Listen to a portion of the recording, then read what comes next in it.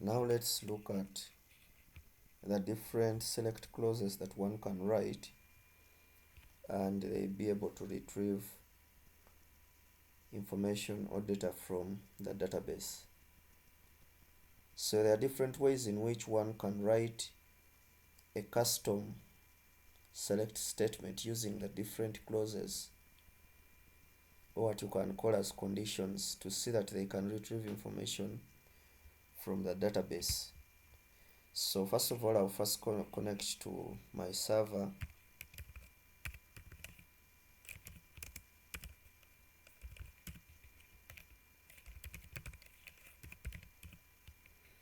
So the other thing you have to note that if you want to point to a particular port, then you just add that port number. So you add full colon and then the port number.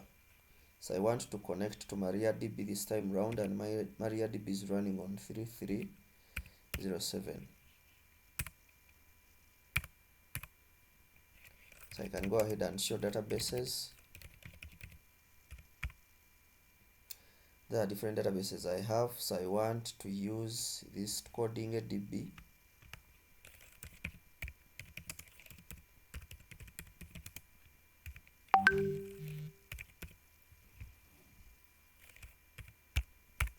So now that coding DB has been selected, let me go ahead and see the different tables that are there.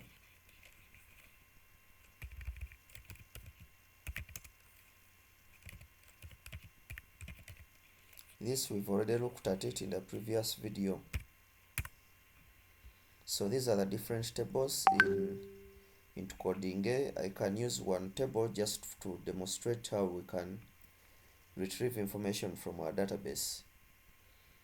I think I can use the cost table, so I can first of all get to know its structure.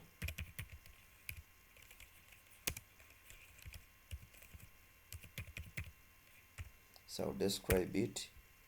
So it is quite a big table, and this is the table schema or table structure. So the very first generic or simplified or basic select statement is one that returns or retrieves all the information from a particular table. So for you to be able to pick all the information that is in, for example, in this courses table, we shall just write this statement: select star from, then followed by the table name. We want to select from courses table. Then we shall terminate that. So it will retrieve all the courses from my courses table. And as we can see that it has retrieved about 10 courses. It has retrieved 10 courses. Now, as you can see, this kind of output is a little bit disorganized and one cannot even understand. And in most cases, you wouldn't want to disclose all the information from a particular table. You would want to display to the different users certain information based on their role privileges. So this is why writing this statement that selects everything from a table sometimes might bring about security issues. So one should maybe go ahead and improve on the select statement by being specific on which rows or which columns of that table to return. For instance, I'll describe our course table again. So instead of us returning all these different columns in our table, we can maybe return the course ID, course title, maybe we can also return the price, and then the level and the duration. So here we can say select, then we said ID, we want the title, so you specify those different columns that you want to print out. We want the level, we also want the price, so we select that from courses. So here we are replacing the star. The star ideally meant that we are retrieving all columns, but this time we are replacing the star with a particular columns that we want to return. So return ID, title, level, price from courses. We terminate and run this. So you can see it returns all the 10 courses, while it hides the rest of the details, and it only returns those different columns that we've specified. So we have 10 courses, and these are the course titles, and these are the course levels, and these are the prices for each course. So we can even go ahead and improve, or even make our select statement by getting only those courses whose prices may be between 5,000 and let's say 10,000, 150, between 150, between 100 and let's say 150. So we can return only those ones and see. So here we shall come and just advance a little bit on this by adding what we call a where clause. So with a where clause, you can be able to select anything from your database by being particular. So this time round, we want to select those courses where the price is between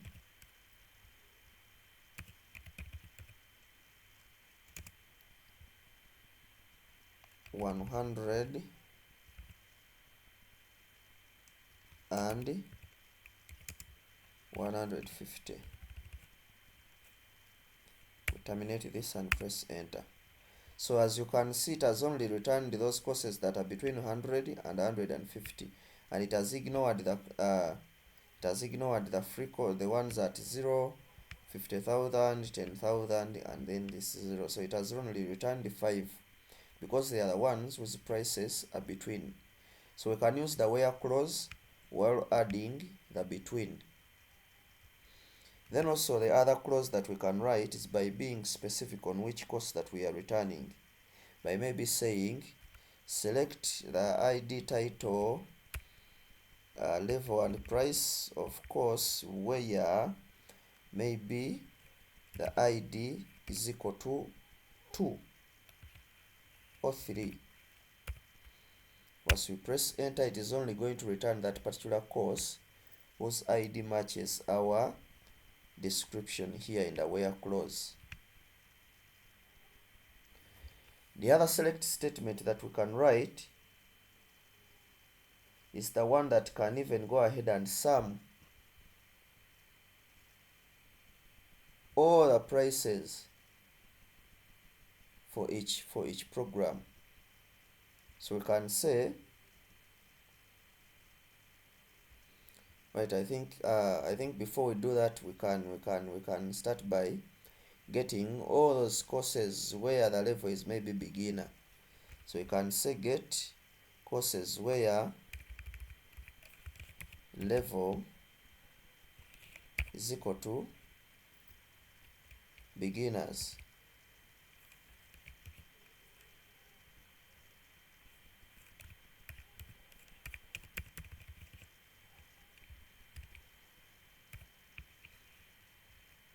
And then we press enter.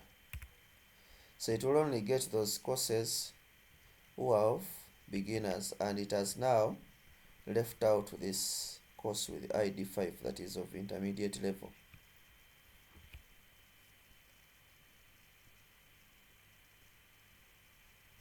We can even go ahead and get these courses maybe either in descending order or maybe ascending order based on maybe the price. So we can say select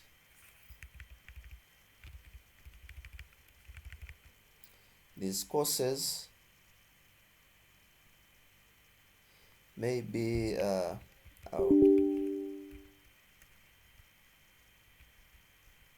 select these courses where the level is beginner.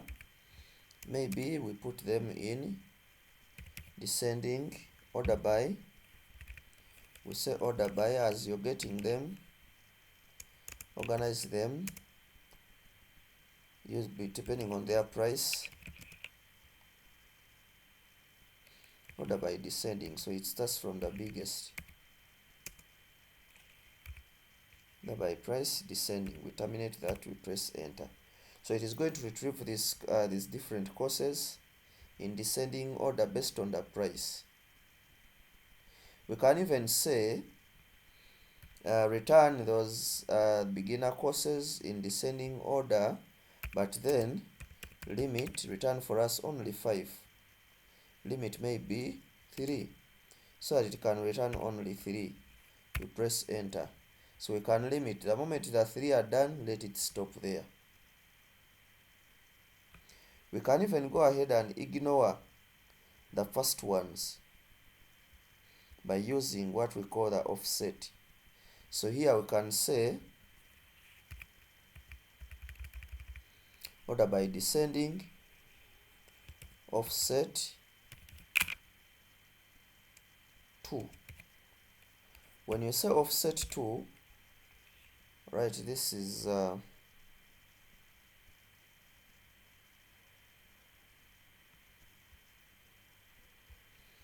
it is saying you have an error. Okay, order by this limit. Let me just reduce this so that I have a complete statement here. This is 20. Alright, so order by price descending, we say maybe limit 5, and then offset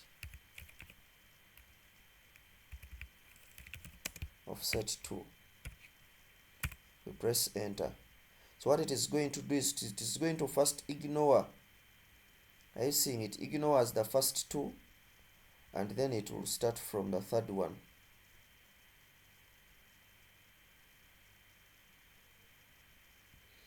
We said offset 2, so it will ignore the first 2, and then it will start from this. So the offset ignores the first. So if we say offset 2, it will ignore the first 2 it gets. When we say offset 3, to ignore the first 3 it gets. So you can go ahead and retrieve also information and cut off the first data from the table. Maybe you don't want to get the older data, you can say offset maybe up to this particular kind of records. So those are some of the different clauses that one can write.